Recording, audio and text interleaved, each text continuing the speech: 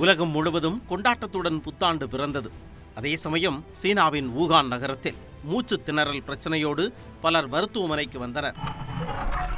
அவர்களை பரிசோதித்த மருத்துவர்கள் எதனால் அவர்களுக்கு பாதிப்பு ஏற்பட்டுள்ளது என்பதை கண்டுபிடிக்க முடியாமல் திணறினர். ஜனவரி 3ஆம் தேதி சீன அதிகாரிகள் இதுபோன்ற ஒரு மர்ம காய்ச்சல் பரவி வருவதை அமெரிக்க அதிகாரிகளுக்கு அதிகாரப்பூர்வமாக தெரிவித்தனர்.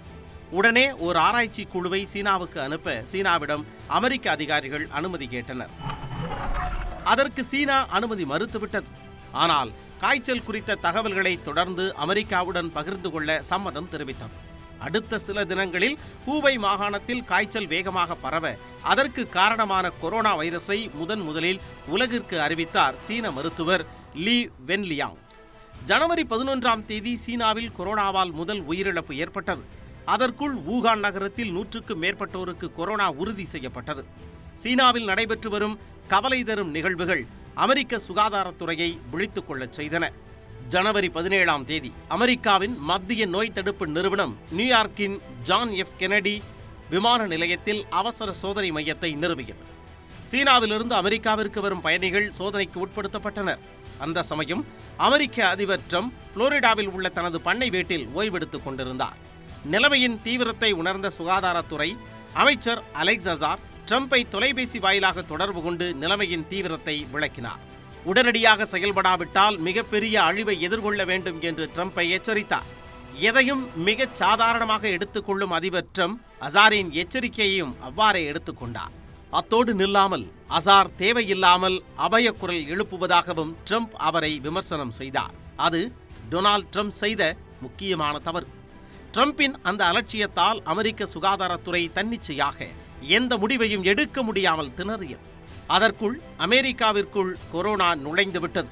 ஜனவரி 20ஆம் தேதி வூகான் சென்று திரும்பிய வாஷிங்டனைச் சேர்ந்த இளைஞருக்கு கொரோனா தொற்று இருப்பது கண்டறியப்பட்டது. அதன் மூலம் அமெரிக்காவில் முதல் கொரோனா பாதிப்பு உறுதி செய்யப்பட்டது. அப்பொழுதும் விழித்துக் கொள்ளாத அதிபர் ட்ரம்பின் அலட்சியம் இன்று அமெரிக்காவையே தலைகீழாக புரட்டி போட்டுள்ளதாக அந்நாட்டின் பிரபல பத்திரிகைகள் ட்ரம்ப் மீது குற்றம் சுமத்துகின்றன. வாஷிங்டனை தொடர்ந்து சிகாகோவில் ஒரு பெண்ணுக்கு கொரோனா தொற்று உறுதி செய்யப்பட்டது. அந்த பெண் அப்போதுதான் சீனாவின் வூகான் மாகாணம் சென்று திரும்பியிருந்தார். பாதிக்கப்பட்ட இருவரும் சீனா சென்று திரும்பியவர்கள் என்று உறுதி செய்யப்பட்ட பிறகும் சீனாவுடனான விமான போக்குவரத்து உடனடியாக நிறுத்தப்படவில்லை. ஜனவரி 22ஆம் தேதி அதிபர் ட்ரம்பிடம் கொரோனா பாதிப்பு குறித்து பத்திரிகையாளர்கள் முதல் முறையாக கேள்வி எழுப்பினர். அதற்கு சீனாவிலிருந்து திரும்பிய இருவருக்கு மட்டுமே பாதிப்பு உறுதி செய்யப்பட்டிருப்பதாகவும் இது குறித்து பெரிதாக கவலைப்பட தேவையில்லை என்றும் மிக அலட்சியமாக பதிலளித்தார் ட்ரம்ப்.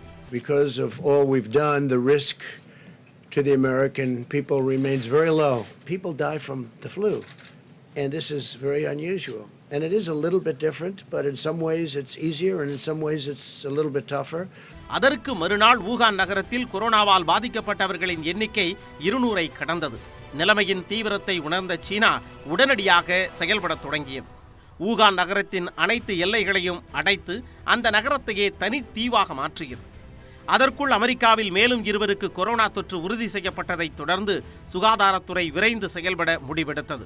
ஆனால் அப்பொழுதும் அதிபர் ட்ரம்ப் அதற்கு ஒத்துழைக்க தயாராக இல்லை. ஆகவே பாதிக்கப்பட்டவர்களையும் அவர்களோடு தொடர்பில் இருந்தவர்களையும் வீட்டிலேயே தனித்திருக்கும்படி கேட்டுக்கொள்வதை தவிர அமெரிக்க சுகாதாரத்துறையால் எதுவும் செய்ய முடியவில்லை. இறுதியாக ஜனவரி 29ஆம் தேதி அமெரிக்க அதிபர் தலைமையில் வெள்ளை மாளிகையில் ஒரு கூட்டம் நடந்தது. அந்த கூட்டத்தில் வெள்ளை மாளிகையின் தலைமை அதிகாரி தலைமையில் கொரோனா சிறப்பு குழு அமைக்கப்பட்டது. அதில் சுகாதாரத்துறை அதிகாரிகள், தொற்று நோய் தடுப்பு நிறுவனத்தின் மருத்துவர்களும் இடம்பெற்றிருந்தனர். உண்மையில் சொல்லப்போனால் சிறப்பு குழு சரியான நேரத்தில்தான் அமைக்கப்பட்டது.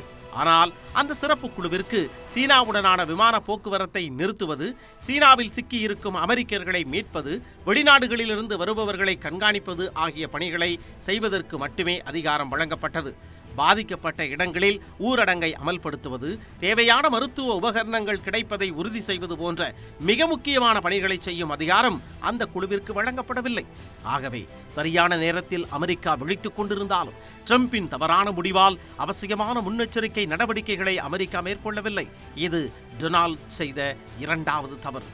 நிலைமை இவ்வாறே நீடித்தால் விளைவு பயங்கரமாக இருக்கும் என்பதை உணர்ந்த சுகாதாரத்துறை அமைச்சர் அலெக்ஸ் அசார் கொரோனாவின் தீவிரம் குறித்து அதிபர் ட்ரம்பை மீண்டும் எச்சரித்தார்.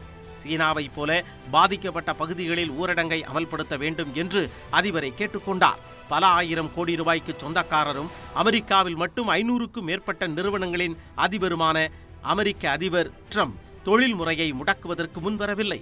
அசாரின் வேண்டுகோளை ட்ரம்ப் நிராகரித்த போது அமெரிக்காவில் வைரஸ் அடுத்த கட்டமாக பரவத் தொடங்கியது. அதுவரை அமெரிக்காவில் வெளிநாடுகளிலிருந்து வந்தவர்களுக்கு மட்டுமே வைரஸ் பாதிப்பு உறுதி செய்யப்பட்டிருந்த நிலையில் சிகாகோவில் முதல் முறையாக பாதிக்கப்பட்ட பெண்ணின் மூலம் அவருடைய கணவருக்கு வைரஸ் பரவியது உறுதி செய்யப்பட்டது. இதன் மூலம் தொற்று பரவலின் 2ஆம் நிலையை அமெரிக்கா எட்டியது. இதற்கிடையில் சீனாவில் பாதிக்கப்பட்டோரின் எண்ணிக்கை நாளுக்கு நாள் அதிகரித்து வந்த நிலையிலும் தென்கொரியா, இத்தாலி நாடுகளிலும் வைரஸ் வேகமாக பரவியதாலும் உலக சுகாதார நிறுவனம் சர்வதேச சுகாதார அவசர நிலையை அறிவித்தது. இதைத் தொடர்ந்து சுகாதாரத்துறை அமைச்சர் அலெக்ஸ் அசார் ட்ரம்பிற்கு அதிகாரப்பூர்வமாக ஒரு கடிதத்தை எழுதினார். அதில் கொரோனாவை எதிர்கொள்ள தேவையான மருத்துவ உபகரணங்களை வாங்க $4 பில்லியன் ஒதுக்க வேண்டும் என்று கோரிக்கை வைத்தார். அசாரின் கோரிக்கையில் இருக்கும் நியாயத்தை உணர்ந்த அமெரிக்க காங்கிரஸ் மருத்துவ உபகரணங்கள் வாங்க $8 பில்லியன் ஒதுக்க வேண்டும் என்று அதிபரை கேட்டுக்கொண்டது. கொரோனாவை கண்டு உலகமே அச்சமுற்றிருந்த நிலையில் அது ஒரு சாதாரண காய்ச்சல் என்று கூறி வந்த ட்ரம்ப் காங்கிரசின் கோரிக்கைக்கு உடனடியாக ஒப்புதல் வழங்கவில்லை. சுகாதாரத்துறையின் கோரிக்கைகளை ட்ரம்ப் நிராகரித்த போது அமெரிக்காவில் கொரோனாவால் 10 பேர் மட்டுமே பாதிக்கப்பட்டிருந்தனர். அப்போதே கட்டுப்பாடுகளை விதித்திருந்தால் வைரஸ் பரவலை தொடக்கத்திலேயே தடுத்திருக்கலாம். ஆனால் வியாபாரியாக இருந்து அதிபராக மாறிய ட்ரம்பிற்கு பொருளாதாரத்தை பாதிக்கும் எந்த நடவடிக்கையையும் எடுப்பதற்கு மனமில்லை. அமெரிக்கா முழுவதும் பள்ளிகள் தொடர்ந்து செயல்பட்டன. பொது இடங்களில் மக்கள் கூடுவதற்கு தடை விதிக்கப்படவில்லை. அதன் விளைவாக அடுத்த 2 வாரங்களில் கொரோனா பாதிப்பு 6 மடங்காக உயர்ந்தது. நிலைமையை புரிந்த உள்துறை அமைச்சகமும் சுகாதாரத்துறை அமைச்சகமும் வரப்போகும் பயங்கரம் குறித்து தங்களுக்குள் விவாதித்துக் கொண்டன. ஆனால் அதிபரோ அதை பற்றி சற்றும் கவலையில்லாமல் இருந்து வந்தார். பிப்ரவரி 29ஆம் தேதி வாஷிங்டனில் கொரோனா முதல் அமெரிக்கரை பலி கொண்டது. அதற்கு அடுத்த நாள் நியூயார்க்கில் முதல் முறையாக 30 வயது பெண்ணிற்கு கொரோனா உறுதி செய்யப்பட்டது. அடுத்த சில நாட்களில் 10க்கு மேற்பட்ட மாகாணங்களுக்கு கொரோனா பரவியது. அந்த சமயம் மருந்து உபகரணங்கள் வாங்குவதற்கு சுகாதாரத்துறை அமைச்சர் கேட்டிருந்த $4 பில்லியன் நிதியை ஒதுக்க 1 மாத இழுத்தடிப்பிற்கு பின்னர் ட்ரம்ப் கையெழுத்திட்டார். இதுதான் கொரோனா பரவலை தடுக்க அதிபர் ட்ரம்ப் எடுத்த முதல் மற்றும் முக்கியமான நடவடிக்கை. மார்ச் மாதத்தின் முதல் 10 நாட்களில் அமெரிக்காவில் கொரோனாவால் பாதிக்கப்பட்டவர்களின் எண்ணிக்கை 1000ஐ கடந்ததுடன் 50 பேர் உயிரிழந்தனர். அதன் பிறகு அதிபர் ட்ரம்பின் உத்தரவிற்கு காத்திராமல் தங்கள் மாகாணங்களில் கல்வி நிலையங்களை மூடியும் பொது இடங்களில் கூடுவதற்கு தடை விதித்தும் பல்வேறு கட்டுப்பாடுகளை மாகாண அரசுகள் விதிக்கத் தொடங்கின. ட்ரம்ப் தனது நிலைப்பாட்டில் தொடர்ந்து உறுதியாக இருக்க கொரோனாவை பெருந்தொற்று என்று அறிவித்தது உலக சுகாதார அமைப்பு.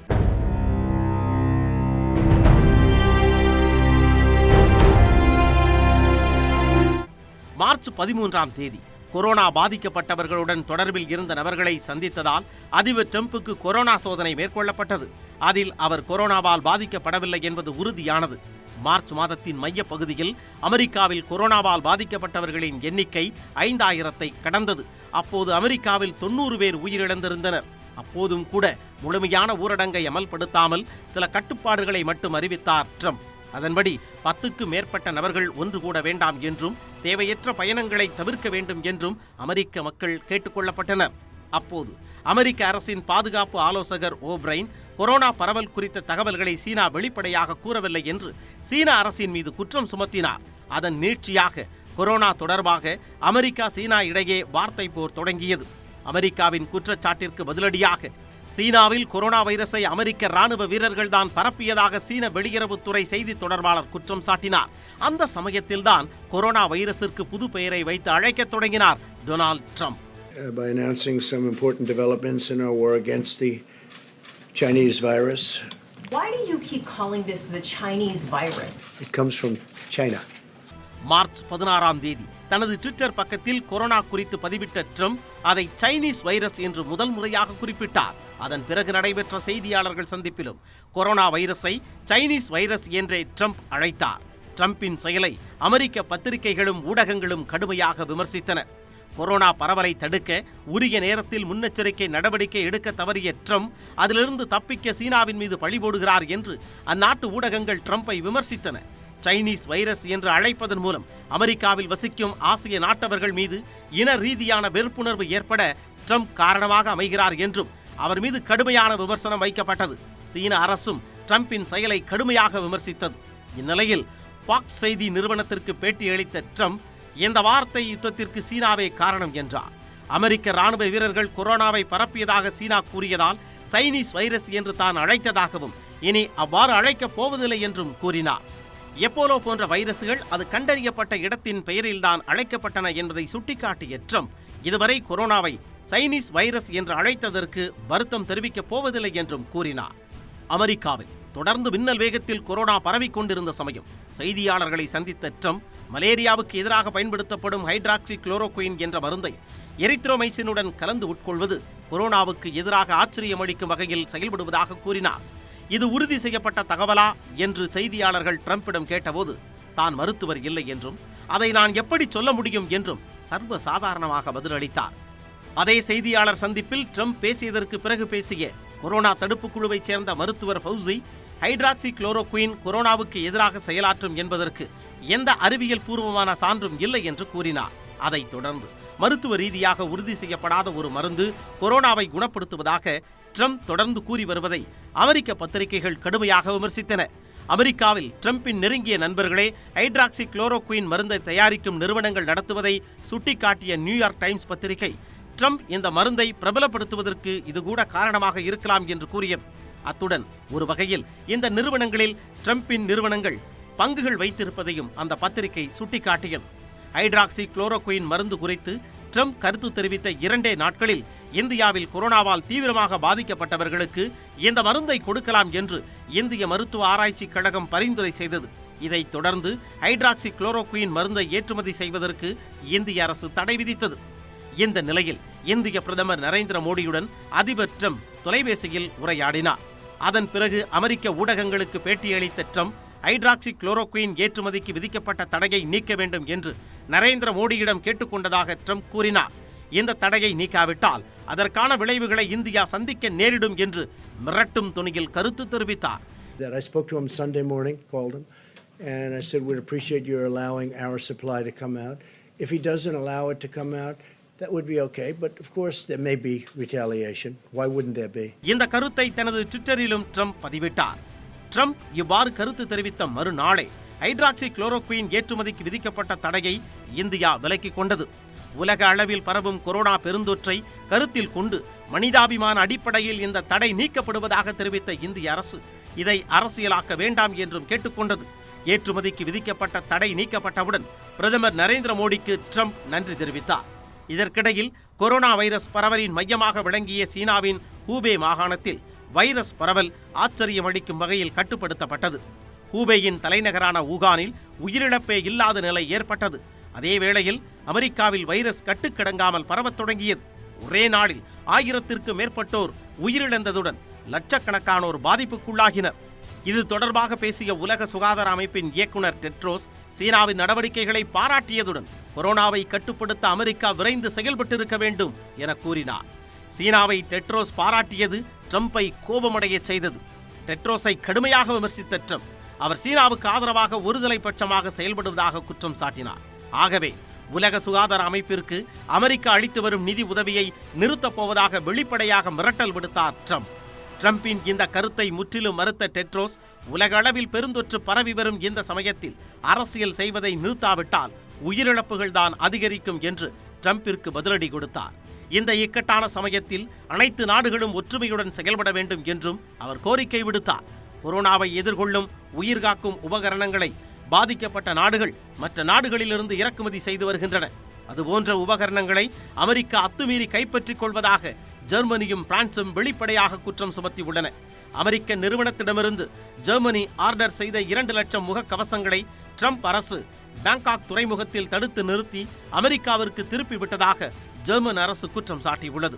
இதேபோல் சீன நிறுவனத்திடமிருந்து பிரான்ஸ் ஆர்டர் செய்த முகக்கவசங்களை அதிக விலை கொடுத்து அமெரிக்கா வாங்கிக் கொண்டதாக பிரான்ஸ் அரசு குற்றம் சாட்டியுள்ளது.